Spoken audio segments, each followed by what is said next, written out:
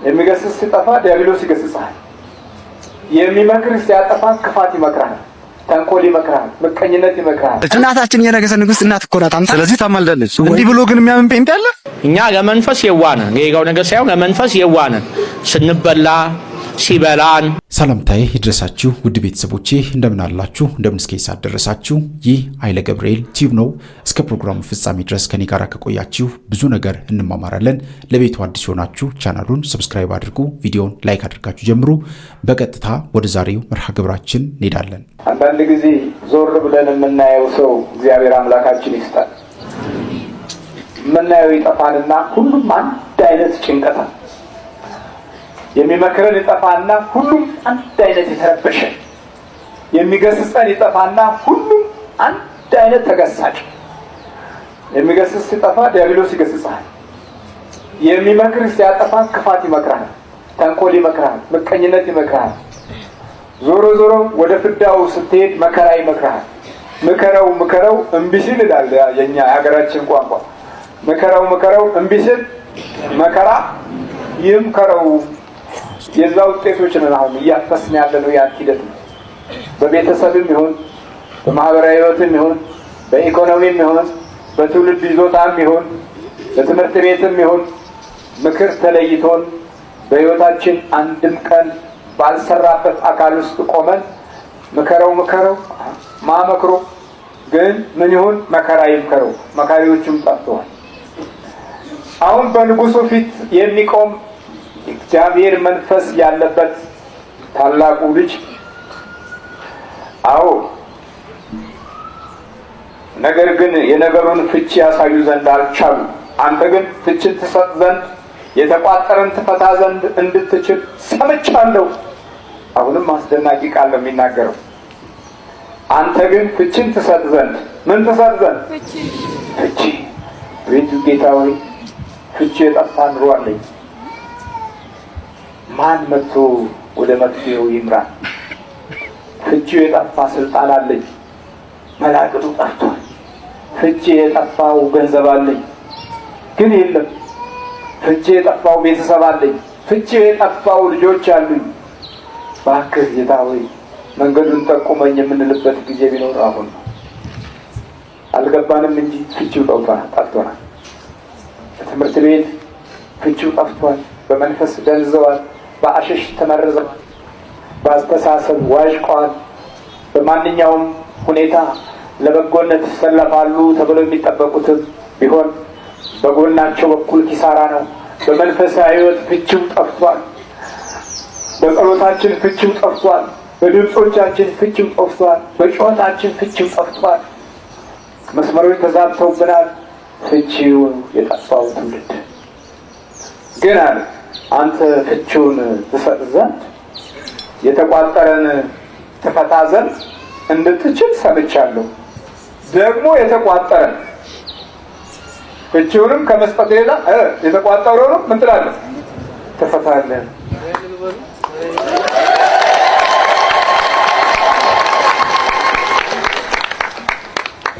አዎ የተቋጠረ ነገር አለብን። እድላችን አንዳንዶቻችን ውስጣችን በመረዙ መንፈሶች ተቋርጧል። ወይ መተት ይሆናል፣ ወይ አይነት ላይ ይሆናል፣ ወይ ዛር ይሆናል፣ ወይ ውቃይ ይሆናል። ግን በየለብኝም ባህሪ ውስጥ ሸፍነን እንቃትታለን። የለብኝም እኔ ነፃ ነኝ። የለብህም። ባይኖር ነው እንዲህ አይነት ሰዓት ላይ ደረስ ነው። ባይኖር ነው የያዝነው የተበተነው። ባይኖር ነው የወለድነው የከሰረው። የለብኝም ይሰራል። በመመጻደቂያ ባህሪዎቻችን ውስጥ ተንኮል የዛን ያህል የጋሸቡ ስለሆኑ የሰይጣንን ባህሪ ህይወታችን ውስጥ ያዘገየዋል። ሳናውቀው እድሜ ልካችንን እየቃተትን እንኖራለን። አስተሳሰባችንም ሆነ ህሊናችን መናፍስት የወከሉበት ይሆናል። ተቋጥሯል። አየህ፣ የተቋጠረውን ይፈታ ዘንድ አለና ዳንኤልን ጠራው። የጠራው ደግሞ ከሩቅ አይደለም። የኔ ተማሪ መሆኑን አያውቁም። ሙሽሪትም የኔ ተማሪ መሆኑን አያውቁም። የኔ ተማሪ ሲባል የእኛን ትምህርት አዳምጠው ለዚህ ህይወት እንደበቁ አልተረዱም መሰለኝ። እና ወንጌል ማስተማር ጀምሬ 15ኛ ደቂቃ ላይ ሲደርስ ዝም ብሎ ይተራመሳሉ፣ ይግሮመረማሉና አቋርጬ ምንድነው ምን ሆናችኋል? የሙሽራው ቤተሰብ ይሁን ብቻ አላውቅም፣ የሆኑ ቤተሰቦች የሆነ የምታጉረመርሙት ነገር አለ፣ አልገባኝም። ችግር አለ አልኳቸው። የሆነ ውስጤ ገባ። እያስተማርኩኝ ግን መንፈሴ ተረበሸ። እዛም አወኩኝ ማለት ነው። ከዛም ምንድነው የሆነ ነገር አለ መሰለኝ። አንዱ መጣና አስተናንተን ከሚያስተናግዱት ቤተሰብ ከሴቷ ቤተሰብ መጥቶ ምን አለኝ፣ አዎ መምህር አንተ በማስተማርሽ ደንግጠዋል፣ ወይም ደግሞ አንተ መተህ የምትሰብክ ካልመሰላቸው። ማን ናቸው? ስለ ጊዜ የማህበረ ቅዱሳን አባላት ናቸው። የማን ቤተሰብ? የሙሽራው ቤተሰብ። ኦኬ። ስለዚህ ሙሽራው ታዲያ እኔ ጋር መጥቶ እኮ የጋብቻ ትምህርት አግሎት ወስዷል። እሱም ነው ማለት ነው? ስለ ጊዜ አይደለም። ቤተሰቦቹ ግን እንዳለ ያው እንግዲህ እንደዛ ናቸው። ያ ማለት እሱ ትምህርቴን ካዳመጠ ጊዜ ጀምሮ በእኔ አስተምህሮ በኩል አልፎ የጋብቻ ትምህርት ወስዶ ለዚህ በቅቷል። እና ችግር አለ ነው የወንድ ቤተሰብ አልኳቸው ስላቸው ጊዜ ጸጥ አሉ። ትምህርቴን አልቀጥልም፣ እናንተም ፕሮግራማችን አትቀጥሉም፣ ቄሶቹም አሉ ኑ እዚህ ጋር ስም ሁላችሁም ተረዳው የሙሽራው ቤተሰብ አልኳቸው። ከዛ አለው እሺ እንመጣለን ምናምን ብሎ የሆነ ደፋ ነፋ የሚሉ አሉ፣ አንዳንድ ወጠር የሚያደርጋቸው እንደ ዘፈኑ እንዳልጋብዛቸው አይሆንም፣ አይመጥንም አለ እና ብቻ መጡና ፊት ለፊት ቆሙ። እናት አባት አክስት አጎት ማለት ተሰበሰቡ። እሺ ምንድነው ችግር አለ አልኳቸው። አይ እናንተ ልጃችን በአንተ ትምህርት በኩል ያለፋል መሰለንም ምናምን አሉ። ምን ችግር አለው? ይኸው የተቀበሉ ስጋና ደም የኔን አይደለም፣ ወይም ደግሞ አፈርና ውሃ አይደለም የጠጡት፣ ወይም ደግሞ የከብት ስጋና ደም አይደለም የወሰዱት፣ የጌታችን ስጋና ደም። እሱም ደግሞ እዚሁ እናንተ የምታውቁት ደብር የያዘውን አባት እናንተ የምታውቋቸው አባት የሚጸልየውም የእግዚአብሔር ስዕል ፊት፣ እሱም ራሱ መርጦ የገዛው ስዕል ፊት የተቀበለው ስጋና ደም የኛን አይደለም፣ ወይም ደግሞ ተራ ዳቦና ሻይ አይደለም የጠጣው። ካህናት የፈተቱትን ወይም ደግሞ ቅድስት ቤተክርስቲያን ያዘጋጀችውን ስጋና ደም የወሰደው ምንድነው? ያጠፋ ነው። ይሄን ትምህርት አስተምረናቸው ወዴት ሄዱ? የእግዚአብሔር መንገድ የተከተሉት አልኳቸው። አይ እኛ ማህበረ ቅዱሳን ነን አሉ። ከዛ ህዝቡ ሳቀባቸው። የሚገርማቸው ከዛ እኮ የኛ አስተምህሮ ወዴት ወሰደው? ይሄ ልጅ ወደ ማን ወሰደባችሁ? ምን ከናያችሁበት? የእናንተው ተማሪ ወይም የእናንተው ቤተሰብ ነው ይሄ ልጅ። እኔ ጋር መጥቶ ይሄን ትክክል ለዚህ ነው የበቃው። ለዚህ ክብር የበቃው ደግሞ እርግጠኛ ነኝ ሁለተኛ ጊዜ ነው ጋብቻው። ይሄ ሙሽራ ቢገርምሽ ከዚህ በፊት አግብቶ የፈታ ሰው ነው፣ አልወለደም እንጂ። እንደገናም ደግሞ ፍቅረኛ ይዞ 3 ጊዜ 4 ጊዜ ፍቅረኛ ይዞ አይነ ጥላ ደብተራዎች ችግር ፈጥረውበት ለዚህ በቃ ሰው ከዚህ ሁሉ ነገር ተላቆ ለክብር በመብቃቱ ነው ወይስ በእኛ በኩል ስላለፈ ነው የተበሳጫችሁት አልኳቸው። በጣም ተናደዱ። ማለት እኔ ቆሜ በማስተማሪ ከዛ ህዝቡ ካሜራ እያነሳ ይቀርጻል። ምናልባት ቲክቶክ ላይ ሊለቁት ይችላሉ፣ ግን የዘመድ አዝማት ስለሆኑ የዘመዶቻቸው ቪዲዮ ይለቃሉ አላስብም። ይቅርታ አድርጉልኝና ማህበረ ቅዱሳንነት በዘመድ ሳይሆን የሚጋባው በትምህርት ነው። ስለዚህ ልጃችሁ ማህበረ ቅዱሳንም ይሁን የኛን ትምህርት የሚከተል የቤተክርስቲያንን ትምህርት ይከተል፣ ራሱ ነው ባይምሮ የሚያመዛዝነው። እና ሙሽሪት መምህር የችግር የለውም ትኛለች ከኋላ ሆነ። ቆይ አይ አንድ ጊዜ ሰርግ ላይ ረብሻውኛል አይደል? ከዛ እስቲ መጨረሻው ይታወቅ አልኳቸው። ከዛ መናገር የምትፈልጉት አለ አልኳቸው። አለ አንዱ የሆነ ቆጣ የሚል ትንሽ መለስ የሚያደርገው ሰው ሊናገር ሲል አይ አንተ አትናገር አሉት። ትንሽ ኃይለኛ ወይም ለፍላፊ ነው መሰለኝ እና አይ አንተ አትናገርም ተው አሉት። እሺ ሌላ የሚናገር ሰው አንድ ሽማግሌ ተቀበሉኝ። የሙሽራው ቤተሰብ ናቸው። ከዛ ማይክሮፎን ይዘው ወደ ህዝቡ ዞረው ይቅርታ እንግዲህ በመምህር ተስፋዬ ምክንያት ጉባኤው ስለተረበሸ አሉ።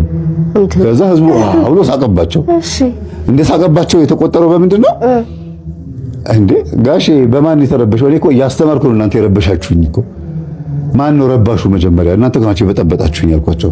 እኛ ምን ብለን ምን ረበሸው? በአንተ ምክንያት የተበጠበጠው እኔ ምን አደረኩኝ? ሙሽራው ሙሽሪትም የኔ ተማሪዎች ናቸው።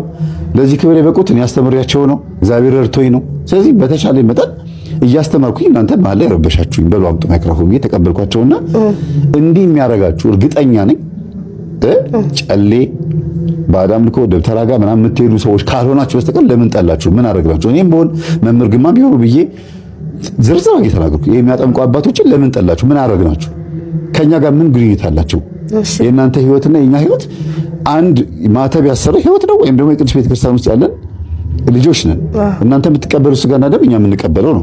የተለየ ቤተክርስቲያን አንሄድን፣ ማህበር የለን፣ ጎጥ አልመደብን፣ ምንም የራሳችን አዳራሽ አላዘጋጀንም። ምን እንደምትፈልጉት አውቃቸው።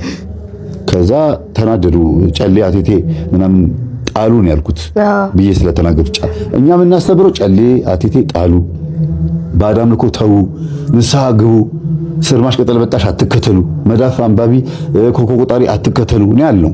ይሄ ቤተክርስቲያን የምትደግፈው ትምህርት ነው። እናንተ እንግዲህ የምትፈልጉት ከሆነ በእርግጥ ትክክል ናችሁ። አዎ የማትፈልጉት ከሆነ ግን የኛ አባል ነው መሆን ያለባችሁ፣ የኛ ሐሳብ አባል ነው መሆን ያለባችሁና ምንድነው እስቲ የኔን ትምህርት የምትከታተሉ ብዬ እጃቸውን አውጥላለሁ እንዳለ አውጣ።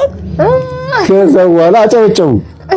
ለካ ጉዳዩ ምንድነው? የዝምድና ጉዳይ አይደለም። አሁን ሁሉም ዘመዶቻቸው የሚስትም የባልም ቤተሰቦቻቸው በሙሉ ማህበረሰብ ሊሆኑ ይገባል የሚል ህግ የለም አይደል? አዎ የለም። አዎ ለምን ብትይ የተጋቡት ከተለያየ አካባቢና ከተለያየ ብሔር ከተለያየ ሰፈር ነው አይደል? ባልና ሚስት ሲመጡ ደግሞ የሆነ ማህበር አባል ሆነው ሊሆን ይችላል፣ ላይሆንም ይችላል። እንዳንድ ተማሪዎች ናቸው። ጭራሽ እንዲያውም ከዚህ በኋላ ካህኑ ማለት ነው ትምህርትህን ቀጥል፣ እናንተም ወደ መቀመጫችሁ ተቀመጡ፣ ውሃ የሚያነሳ ነገር አይደለም የተፈጠረው ነገር። ልጁ ምንም የረበሸው ነገር የለም። አልቄሱ ማይክሮፎን ተቀብለው ማህበረ ቅዱሳን የሚሆን ማህበረ ርኩሳን እዚህ ቦታ ላይ የለም። እኛ የምናውቀው የእግዚአብሔር ቃል በሚዲያ ላይ እንደሚያስተምር ነው። ስለዚህ ብትችሉ ማለት ነው ቁጭ በሉና ትምህርቱን ጨርሱ። እንዲያውም 30 ደቂቃ ሰጥቻለሁ። 15 ደቂቃ ነው ያስተማርኩ አይደል? 30 ደቂቃ ጨምሬልሃለሁ። 45 ደቂቃ አጠቃላይ ማለት ነው። በደንብ በሰፊው አስተማርኩኝ። የይስሐቅን ታሪክ ነበር የጀመርኩት፣ ጨረስኩኝ። የጋብቻ ትምህርት ማለት ነው።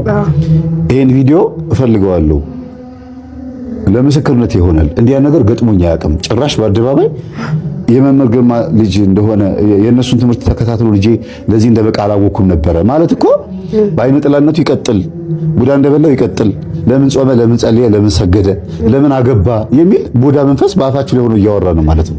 እናታችን የነገሰ ንግስት እናት እኮ ናት። ስለዚህ ታማልዳለች። እንዲህ ብሎ ግን የሚያምን ጴንጤ አለ? ምን ላይ መጽሐፍ ያስቀው ለማለት መስሎኝ እኔ ብዙ ጊዜ ፍላጎት ላሉት አቀርባቸዋለሁ። አንድ በመግዛት ይረዱኛል። ተዳደረን ነው መተዳደሪያ ነው። ቤት ክራይ ማለብኝ፣ በጣም ችግር አለብኝ። ችግር ፕሮቴስታንት ነው። ይረዱኛል። እንዳንተ በጎዳና ያገኙና ጠርቶት ይረዱኛል። አንዳንድ እና በጣም ቤት ክራይ ጀምሮ ሰው ስራ የለም። ስራ ፍላጋ ስለ አንድ ጓደኛ ልክ እንዳንተ እንዲጠጋ ብሎኝ ሳማክር በዚህ ሰርተ መተዳደር እንደሆነ ብሎ ረዳኝ። ኦርቶዶክስ ለምን አትሆንም? ቢሆኑ ጥሩ ነው ብትሆን ደስ ይላል። ኢትዮጵያ ጠቅላላ ግን በመሆነ ኮራው። እሺ ግን አይ ኦርቶዶክስ መዳን ያለው በጌታ ቤተክርስቲያን በኦርቶዶክስ ቤተክርስቲያን እንደሆነ ግን ታውቃለህ። በነገራችን ላይ በአሁን ታይም የተጠሩ መጣራት ያሉት ሁሉም ከተዋህዶ ማንነታቸው ከክርስትና እንደሆነ ታውቃለህ። ስለዚህ ከሐዋርያት ጀምሮ ይልህ ካሁን ከቀጥሎ መሳፍን ጀምሮ እስከ ነቢያት ድረስ ሁሉም ከተዋህዶ እንደሆነ ታውቃለህ። ከኦርቶዶክስ ተዋህዶ ቤተክርስቲያን እንደሆነ ታውቃለህ። ስለዚህ ሁላችንም ነን ማለት ነው። ስለዚህ ክርስቲያን አይ ኦርቶዶክስ ተዋህዶ ክርስቲያን እና ክርስቲያን ሁሉም ሰው አሁን ይሄ መጽሐፍ የሚይዝም ሰው ክርስቲያን ነኝ ይላል፣ ሌላውም ክርስቲያን ነኝ ይላል። እኔ አሁን ማለት ነው ክርስቲያን ስንሆን ክርስትናውን የምንገልጠው እኔ የባል ነቢያት እዚህ አሁን እዚህ ቤተክርስቲያን መተህ ትሳለማለህ አንተ ገብተህ እዚህ ቤተክርስቲያን ተስካሰ ከሚገርሚ ማለት ነው የባል ነቢይ በመሆኔ በርካታ ብዙ ነገሮችን ተጋብዬ ኢንተርቪዋችን በጣም ላይክ አድርጋለሁ። ለወደፊት ለማንኛውም ኢትዮጵያዊነት ጥሩ ነው፣ ግቡ፣ በጣም ተሳለሙ፣ ጸበል ተጠቅሙ። እኔ ጸበል ብዙ ጊዜ ጴንጤ ሆነ ጸበል ተመቀ የሚገርም ታሪክ በየታይሙ ማለት ነው። ጸበል ለምን እንደሆነ እኔ ስለማውቀው ተወልጄ ያደግኩት በጸበል ስለሆነ ጸበልን አከብራለሁ። ጸበል ማለት ጌታችን ኢየሱስ ክርስቶስ አስቀድሞ ምን አለ መሰለ? ብርና ወርቅ ከመስጣቱ አስቀድሞ ምን ነው የሰጠ? ፈውስና ሰላም ነው የሰጠ። ስለዚህ ጸበል ያድናል፣ ይፈውሳል፣ ከደዌ ይፈውሳል። ጸበል ማለት ከእግዚአብሔር የሆነ ማርያም ታማልዳለች። ወይ ጉድ ታማልዳለች። እናታችን የነገሰ ንግስት እናት እኮ ናት። ስለዚህ ታማልዳለች። እንዲህ ብሎ ግን የሚያምን ጴንጤ አለ? ለጴንጦቹ አንተን ይቀር፣ አንተ ግን ታምናለህ። አንተ ግን አስተምር። በነገራችን የነገሰ ንግስት እናት ስለሆነች ትወደዳለች። ከምንም በላይ ቅድሚያ ለሷ ይገባዋል ነው። ናይስ ጎበዝ። እንደዚህ የሚያምን ጴንጤ አላገኘሁም እስካሁን። ወንድም ማመን ጥሩ ነው። ማመን ማለት ኢትዮጵያን ያውቃሉ ማለት ነው። ኢትዮጵያን ማወቅ ማለት ከዛ ነው። ኦርቶዶክስ ማወቅ ኢትዮጵያን ማወቅ ኦርቶዶክስ ለሀገር ባለውለታ ናት። የኢትዮጵያ የጀርባ አጥንት ናት። ጦር ነጋሻችን የመጀመሪያ ሀሁ ተያይዞ የመጡ ከቅድሚያት ሀሁ ተዋህዶ ማንነት። በነገራችን ላይ ክርስትናና መስቀልን ደግሞ ለዛሬ ያበጁት ተዋህዶ ማንነት። በፍጹም አብያታት ቤተክርስቲያን ከቃለ ሕይወት ቤተክርስቲያን ከመሰረተ ቤተክርስቲያን የተለያዩ ካቶሊክ ቤተክርስቲያን ሁሉም አሉ። ቴንክ ዩ አመሰግናለሁ። መልካም ቀን። መልካም እሺ፣ በርታል። እኛ ለመንፈስ የዋነን የጋው ነገር ሳይሆን ለመንፈስ የዋነን ስንበላ ሲበላን ስንደቅ ምንም ማንነቃ በቃ ስጋዊ መፍትሄ ሁሉ ጊዜ ምንፈልግ ለህመማችን ስጋዊ መፍትሄ፣ ለችግራችን ስጋዊ መፍትሄ፣ ለነገሮች ስጋዊ መፍትሄ ብቻ ምንፈልግ ነን። ለመንፈስ ራሱ ምንፈልገው ስጋዊ መፍትሄ እንትን መንፈስ ይልቀቀኝ የሆነ ነገር የሆነ እንጨት ይጭስልኝ ምንል ነን እኮ የሆነ ነገር አንገቴ ላይ ታሰር ምንል ቡዳ እንዳይነካኝ የብር ሀብል እንግሰር ምንል እኮ ነን። ስጋዊ መፍትሄ ብቻ ነው የምናስበው። ጸሎት አናስብም፣ ስግደት አናስብም፣ መቁጠር አናስብም። ብናስብ ለማድረግ ሞራል የለንም። በጣም እንደክማለን። ቅዱስ ቁርባን አናስብም። እንደው ስንበላ ሲበሉን ዝም ብለን እንበላለን። ዝም ብሎ መበላት የማንም መጫወቻ የሆነ ህይወት ነው እንዲያለን። የማንም መተት የማንም ምቀኛ ቡዳ ሲይዘን እንኳን አንነቃም። ብንቀጠቅጥ እኮ ሲገባ እናውቀዋለን። አሁን መቁጠሪያው ለስንት ነገር ነው የሚጠቅመው? አንደኛ ውስጥ ያለው ለመቀጥቀጥ ነው፣ ለማቃጠል። ከዛስ ለማሰር ግንባር ላይ፣ ከዛስ ለማዳከም፣ ከዛስ ደሞ አዲስ ከመጣ ለመፈተሽ ነው። ይመጣል፣ አይፈራም። ምን ይፈራል? አይፈራም። መንፈስ እስክንሞት ድረስ አይፈራም። ውጊያ ነው፣ ጦርነት ነው። ስለዚህ በዚህ መተት በበዛበት ዘመን ይሄ በጣም ወሳኝ ነገር ነው። በጣም ወሳኝ መተቱን መመርመሪያ መቀጥቀጫና ማሰራ ይሄ ነው። ቡዳ ሲገባ መተት ሲገባ ማታ አሁን ቀን ሄዳችሁ ቀን የገባ ቤት ማታ ገብታችሁ ስቀጠቅጡ ወዲያውኑ ትይዙታላችሁ። ስራ መስራት አይችልም ማለት ነው። ጧት ስቀጠቅጡ ለሊት የመጣ ትይዙታላችሁ። ዝም ብሎ መተኛት፣ መነሳት፣ መሄድ፣ መውጣት፣ መግባት ይሄ አዛብነት ነው። ክርስትና አይደለም፣ ክርስቲያናዊነትም አይደለም። መጸለይ ከመስገድ ጋር ነው። መስገድ ደግሞ ከመቀጥቀጥ ጋር ነው። መቀጥቀጥ ከጾም ጋር፣ ጾም ከንስሐ ጋር፣ ንስሐ ከቅዱስ ቁርባን ጋር እነዚህ የተያያዙ ናቸው። ዲያብሎስን ለማሸነፍ ለመባረክና ለመቀነስ እነዚህ በሙሉ አንድ ላይ የሚሄዱ ናቸው። አንዱን ትቶ አንዱን አንጠቅጥሮ አንዱን ይዞ አይቻልም። አልቀጠቀጥም እጸልያለሁ ብቻ አይሆንም። እሱ ጸሎት ሰዓት ምን ይሰራል? ይሄዳል እኮ። ስግደት ሰዓት ምን ይሰራል? እሱ አይሰግድም ለእግዚአብሔር፣ ይሄዳል። ጸሎት ሲገባ ምን ይሰራል? ይሄዳል። መጀመሪያ ማሰሪያ አለባችሁ፣ የትም እንዳይሄድ። ማሰሪያው ደግሞ ይሄ ነው፣ መቀጥቀጫው ይሄ ነው። ቅዱስ ሚካኤል በሰይፍ ይቀጠቅጠዋል። እኛ ሰይፋችን ይሄ ነው። የሚቀጠቅጥ ነው የሚያሸንፈው፣ መተቱን የሚሽረው የሚደመስሰው። መተት በምንም አይለቅም።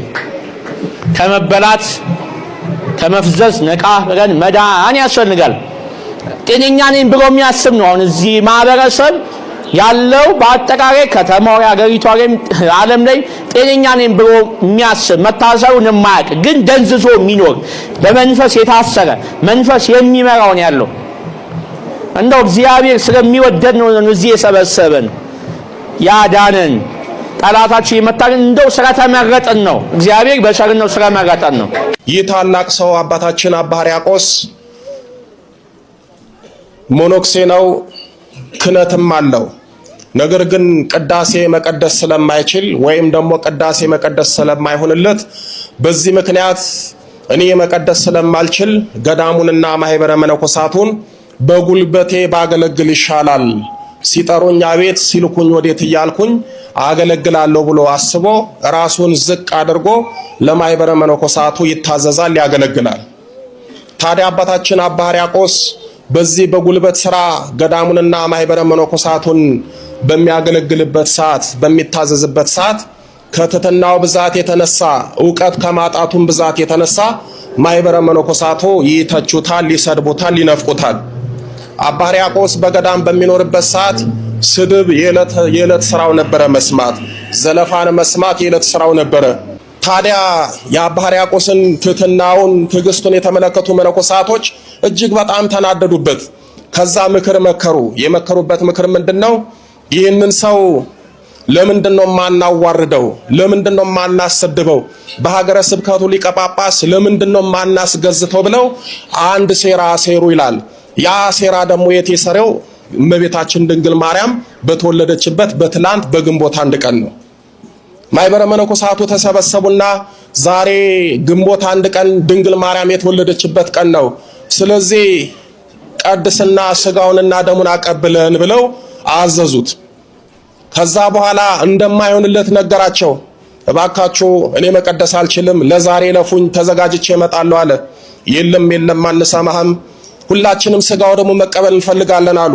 በጣም የሚገርማችሁ ከአባ ሕርያቆስ እጅ ስጋው ደሙን ለመቀበል የፈለጉት ጸጋ መለኮት ለማግኘት ዘላለማዊ ሕይወት ለማግኘት ሳይሆን ለሴራ ነው፣ ለክፋት ነው፣ ለተንኮል ነው ስጋው ደሙ ሊቀበሉ ያሰቡት።